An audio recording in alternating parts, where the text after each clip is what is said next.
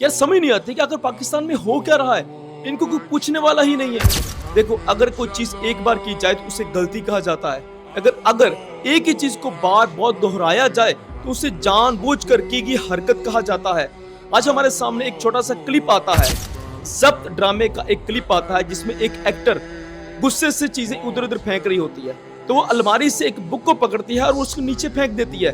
और वो book Islamic studies की बुक होती है जिसके कवर पर खाना काबा की तस्वीर होती है। अब आप लोग कहेंगे ये गलती हो सकती है, अनजाने में फेंकी हुई चीज हो सकती है। बिल्कुल भी नहीं। देखो, एक ड्रामा जब तैयार होता है तो वहां पर राइटर भी होते हैं, वहां पर प्रोड्यूसर भी होते हैं। जब शॉर्ट क्लिप तैयार हो जाता है तो उसके बाद ये चीजें, सारी चीजें एडिटर के पास जाती हैं। सारी चीजें गलती खत्म करके तब उसको अपलोड किया जाता है। तो अब ये कैसे कह सकते हैं कि ये गलती हो सकती है? ये जानबूझकर की गई हरकत है। हम पैमरा से दरख्वास्त करते हैं कि बराए मेहरबानी तवज्जो दें। पाकिस्तान में आए दिन इस तरह की बेहुरमती बढ़ती